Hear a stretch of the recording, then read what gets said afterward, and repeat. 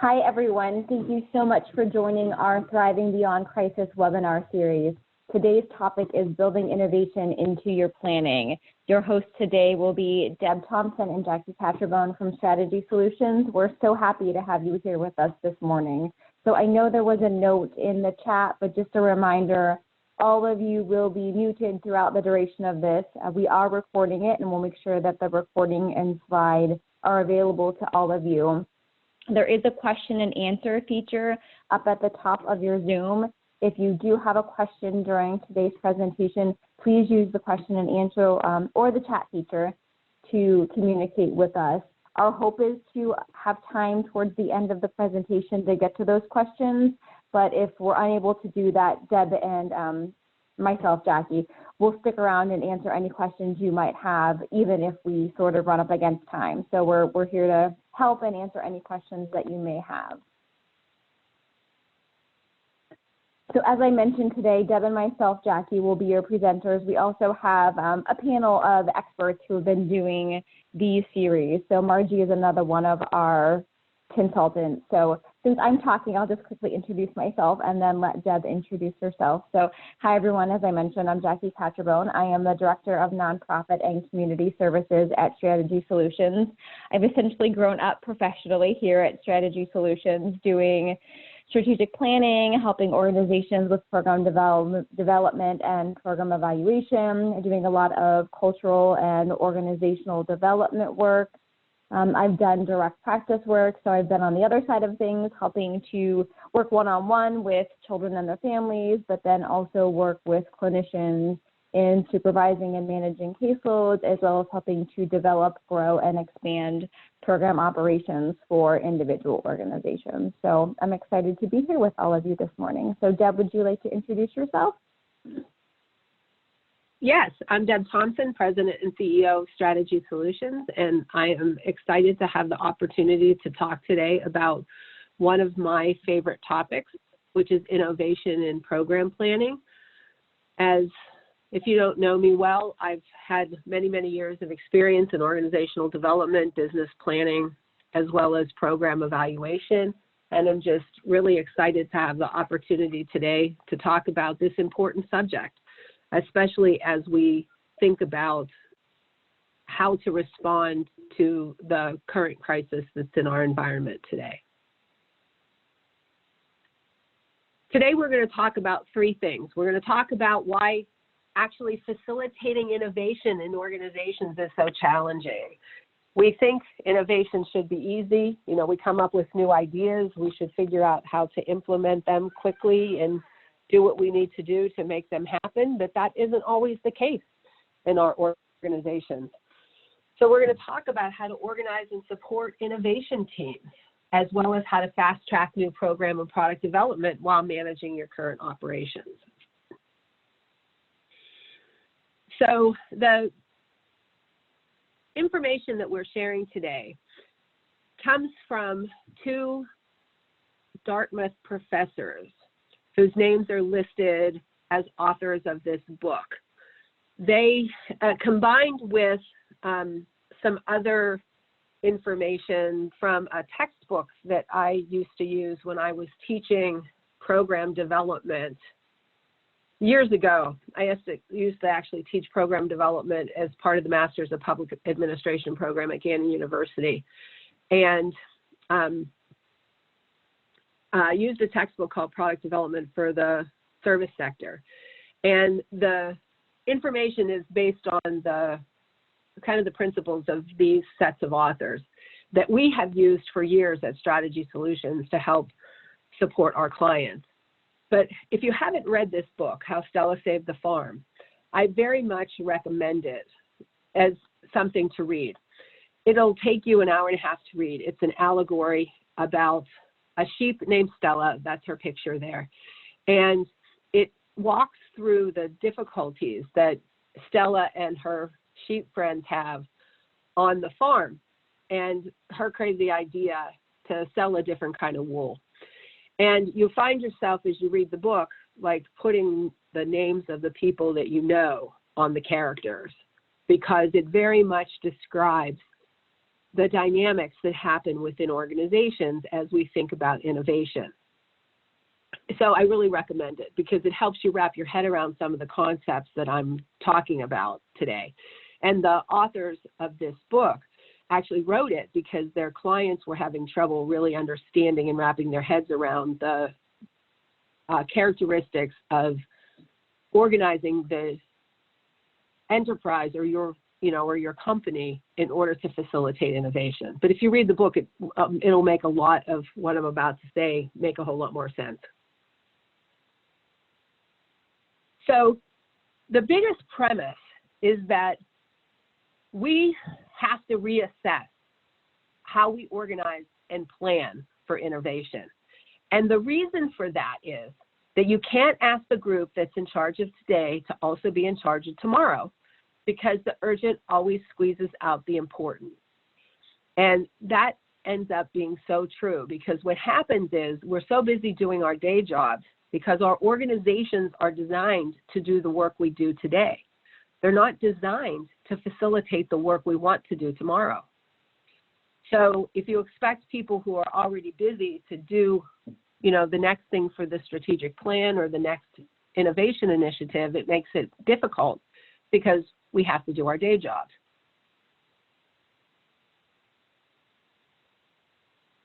So the idea here is, if you want to create innovation, you have to create a project team that includes a dedicated team and shared staff, that you create accountability and responsibility for a dedicated team who is going to be responsible to create a new initiative, that, this is the team that's going to develop the new program. And what we found over the years is that you don't have to hire separate people for this. If the individuals involved have the ability to carve off the time to work on the new initiative, and you make it part of their job descriptions, the dedicated team can actually facilitate this innovation quite well.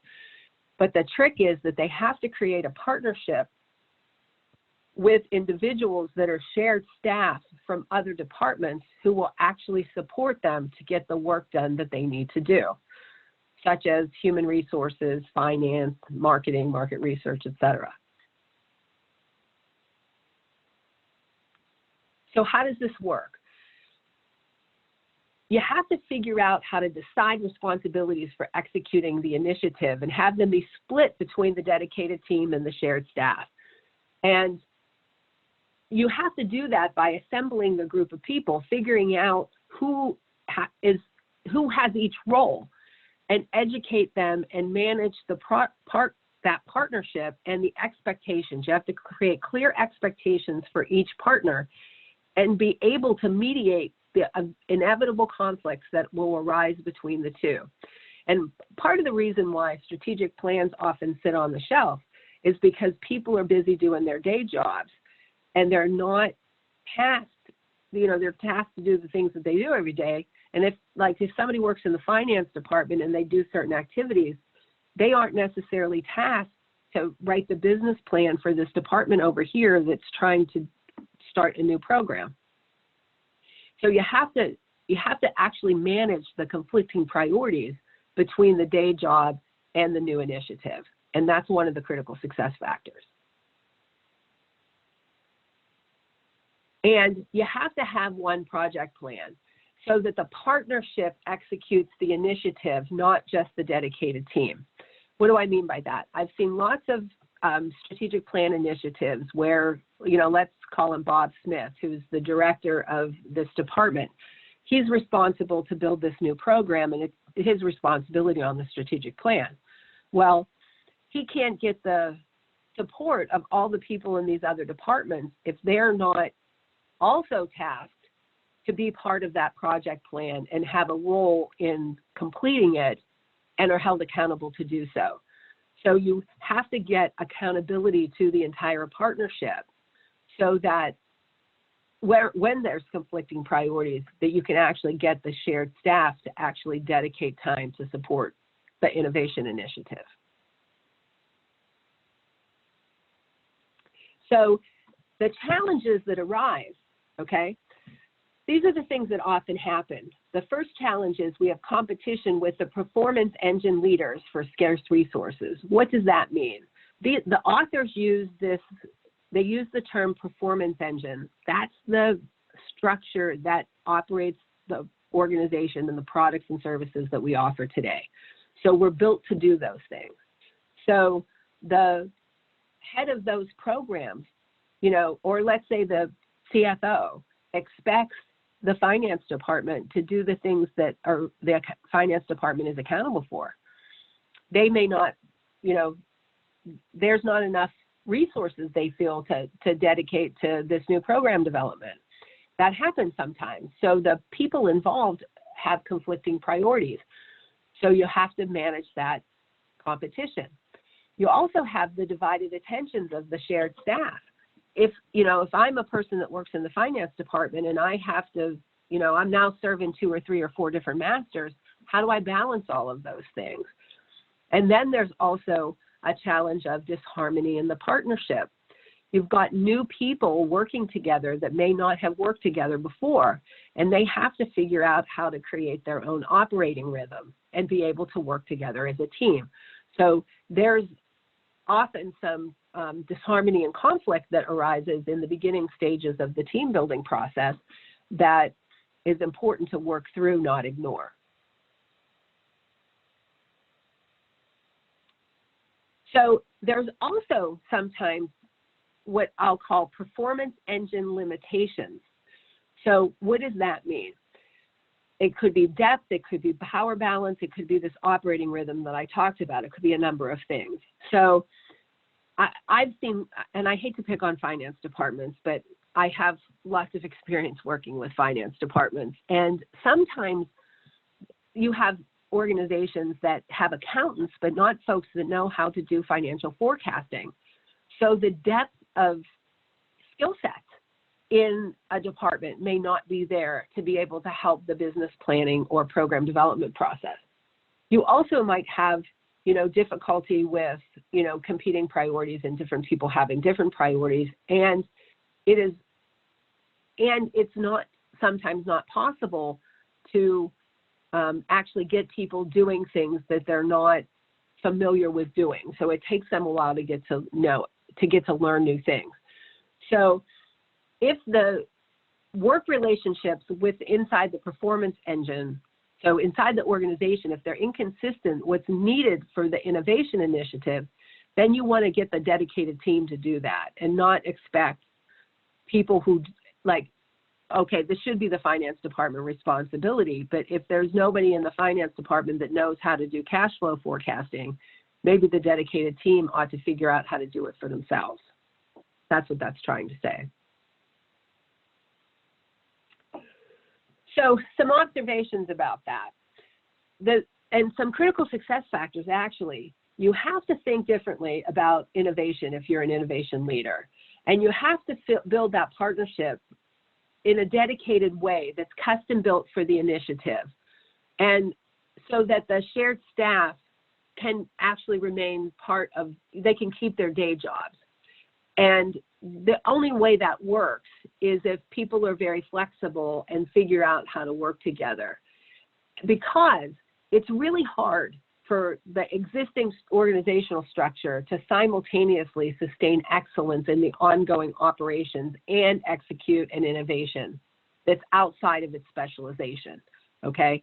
You got to have somebody dedicated to sort of learning the new thing. And it's hard to really be excellent at the functions that you typically do, plus learn the new thing, which is why you want a dedicated team working on the innovation itself.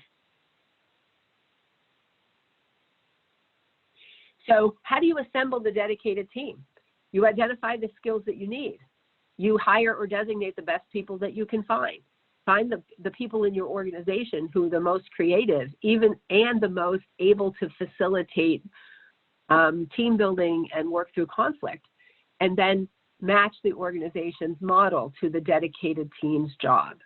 So in other words, you want to change people's job descriptions if you have to in order to make this new innovation work, so that for the people who are on the dedicated team, their top priority becomes the innovation development. It's not an add-on to an already existing busy job. So when you assemble this, you want to define the skills you need, hire the best people you can get from either inside or outside the company, and create a custom zero-based organization model. What does that mean? You sort of get rid of, to the extent that you can, their other conflicting priorities. So at least for a time, and it could be 6 weeks, it could be 6 months, and we're actually advocating in this webinar that you can figure out how to fast track even faster some innovation initiatives. So you want to dedicate people to the innovation task for some period of time and sort of get rid of everything else. And then you want to avoid a dedicated team that acts like a little performance engine.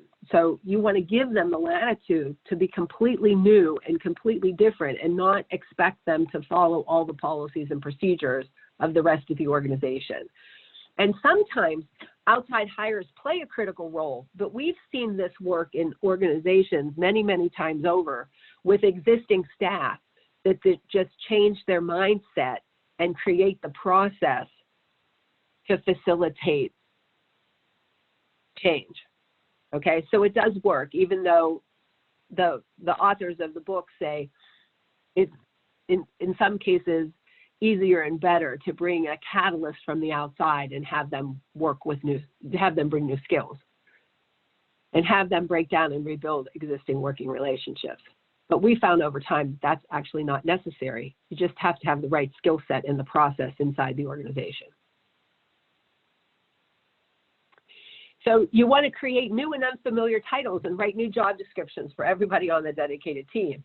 And then you also want to counter the performance engine by creating a formal hierarchy, that's new to this innovation initiative, and let the dedicated team define its own metrics, process, and cultures. Let them be an organization within an organization.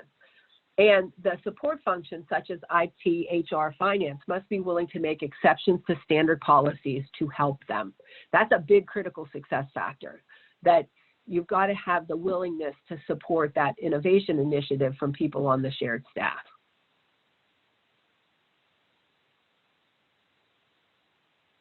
So how do we manage the partnership? You got to work on it, okay? An organizational model for a new initiative is always that partnership. And the most critical characteristic of the leader is that they take a positive, persuasive, and a collaborative approach. So it's not you're like telling the people in the other departments they have to help you, but you have to really work together. And they need help from above. Conflicts among the innovation initiative and people in the performance engine can be frequent and intense, and sometimes they have little positional power compared to people with whom they're trying to get information from. And I'll give you an example. We worked with a grants manager once who was tasked with getting grants for the organization and creating new programs that they could get grants for. This often happens, except the folks that were in the program areas that were supposed to be developing the programs and leading the efforts and helping the grants manager get information in order to submit a grant couldn't do it without their help. It just makes it impossible. And without the CEO and the leadership creating the culture that everyone works together to make that happen, things often die on the vine. And then both the innovation leader and the supervising executive must attend to the health of the partnership at all times. So in other words, you can't avoid conflict. You have to work through it. And you have to help them get resolved through a process that you agree to. And you have to really set standards and create policies to support the new initiative in new ways. And sometimes it's difficult because the two units are often very different and unlikely naturally to work together. So you have to really actively manage it and work through the conflict. So here's the steps. I talked about the process of product development. This is the stage gate model of product development that a lot of organizations follow. They go from ideation to preliminary investigation, detailed investigation, development, testing and validation, et cetera. And this process usually takes 6 months to a year. And you'll notice that the piloting of a new idea happens in stage 4. It doesn't happen early on.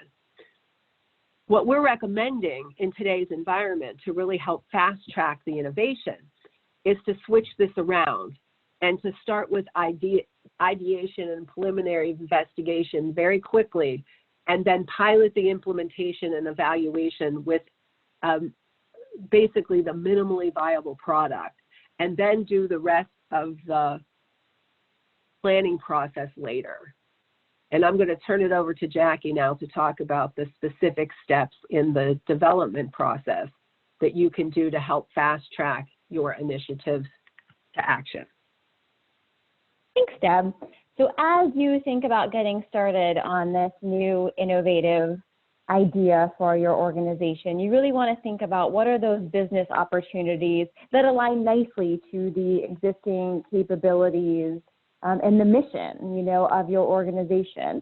You also want to be mindful, are there other potential partners who you could collaborate with that you fit nicely, something that you might be considering offering, a natural byproduct could be referring folks to them. Well, you just want to look for synergies both within your organization as well as outside of your organization.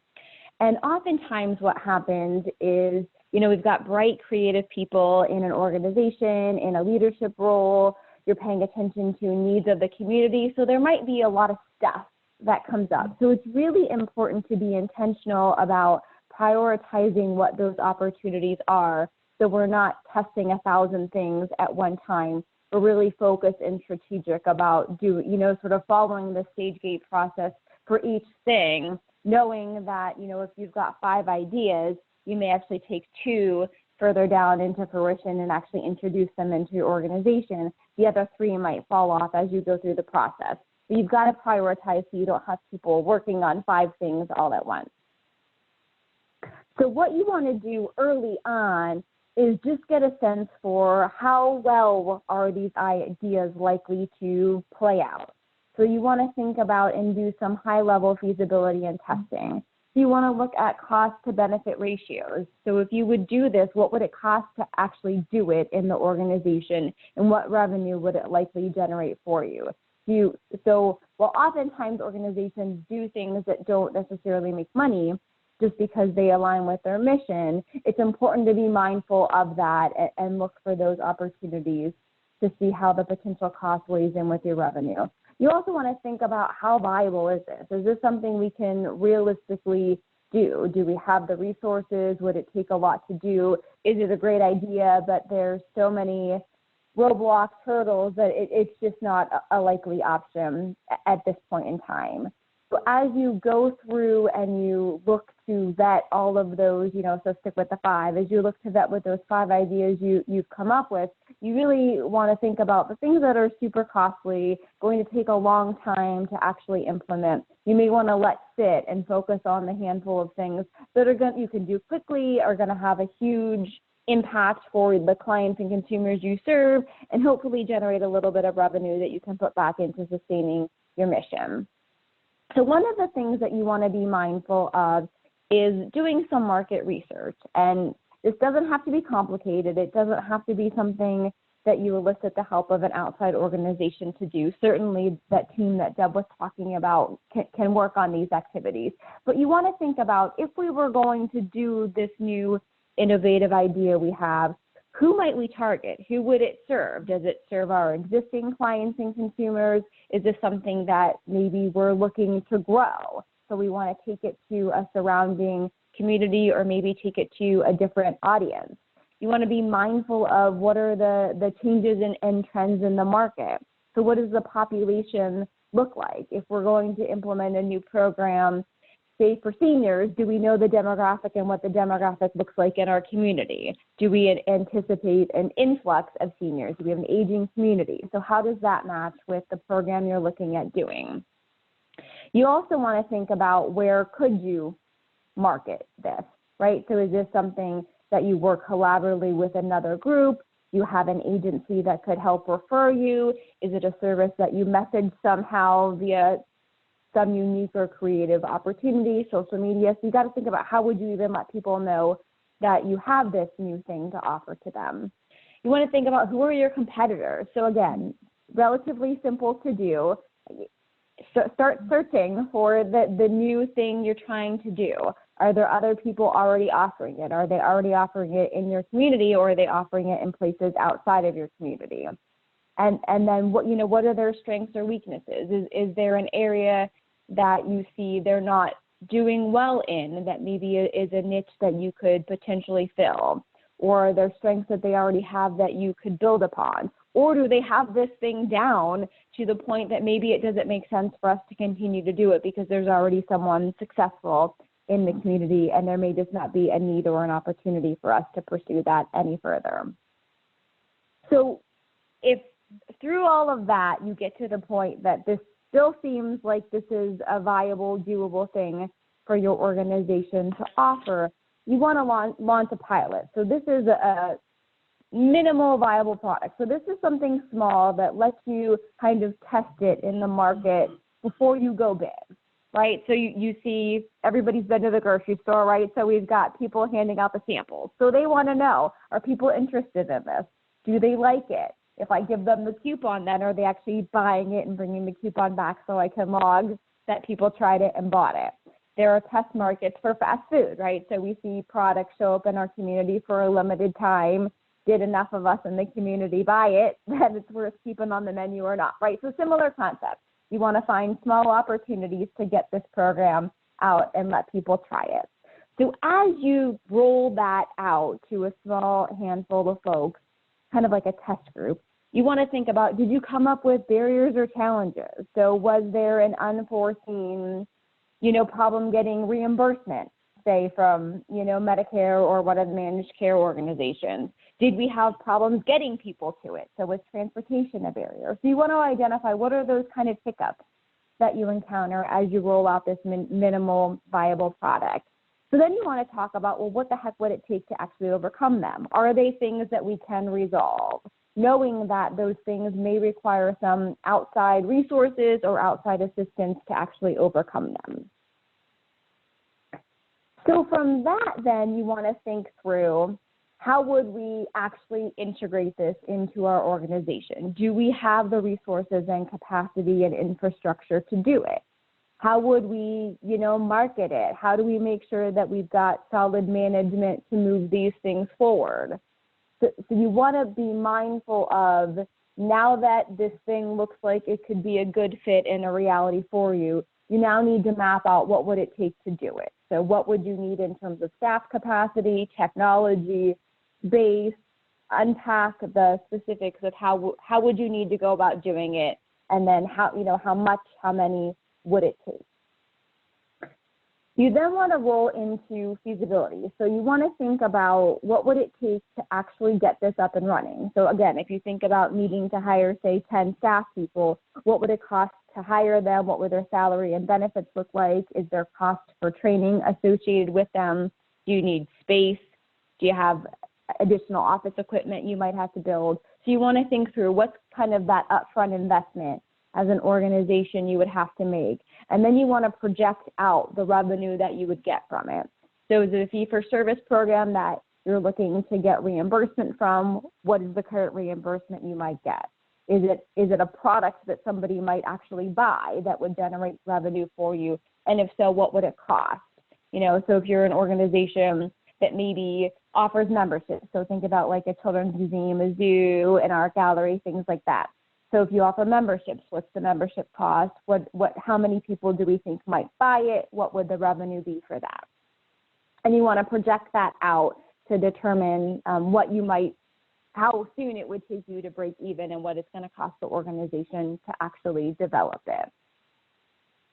You want to think about any potential implications that this might have on your image and your mission of the organization, especially if it's something that you're going to be doing with a strategic partner. So you want to think through criteria to identify that partner and ensure that there's mission alignment and you're intentional about your messaging to the community about this new adventure and endeavor you're going to be taking. So whether you're doing it solely on your own as an organization or you're looking to partner and collaborate, you just want to be mindful about how this new thing is going to be perceived in the community.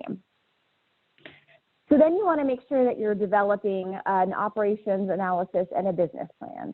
So just some intentionality about the who, the what. It compiles all of the data that you've collected through your earlier phases to help essentially demonstrate the need as well as the case for the program, and to show that you've been intentional about mapping out how you'll integrate it into the organization. So including your staffing plan, thinking about a marketing plan, and really outlining how are we going to take this idea now and fully get it up and operational into the organization, as well as what's it going to cost us. So you want to build out the cost in your business plan as well. So again, you just want to make sure that you've got a plan to bring these things online. You've developed any tools needed along the way. You've thought about successful, finances. If you need to get financial resources from somewhere else, you've been intentional about that as well. So it's really about just detailing all of the things as you move forward. So as it starts to get off the ground, it may be something you need additional resources to get. So either you can run a campaign to try to raise capital to do this, you can seek loans, you can solicit donors to help fund pieces and parts of it. Again, maybe it's something that you can get a revenue stream or covered through managed care or another insurance provider. And then ultimately you want to move to put that business plan into fruition. So with that, I will ask if anyone has any questions. Again, we've been using the question and answer and chat feature.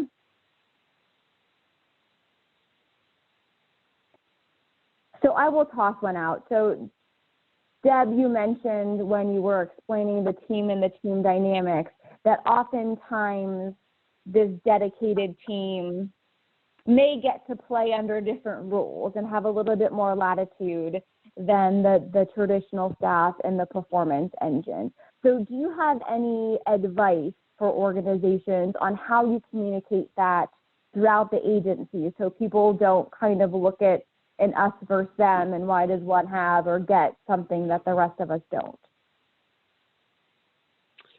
Well, that's a really good question, because in a lot of ways, is this dedicated team getting special treatment? Maybe yes, in order to foster something that's going to benefit the organization overall. So part of the initiation of it, in order to not create that us-them mentality, is to recognize that we're all making a commitment to allow this dedicated team to be able to do this, because the entire organization is going to benefit. It's not about the individuals. It's about creating the environment for the agency to be able to fast track something new so that the entire organization benefits. And if that's established up front and people are understanding that and talking about it, so it's not these people getting special treatment because they're of who they are, and it's more of we're making a commitment to the process, and it just happens to be these people that are managing it. So we're making a dedicated effort to make it possible to do this so we can get our new programs to market faster. So that does, in fact, help minimize it. Thank you for sharing that.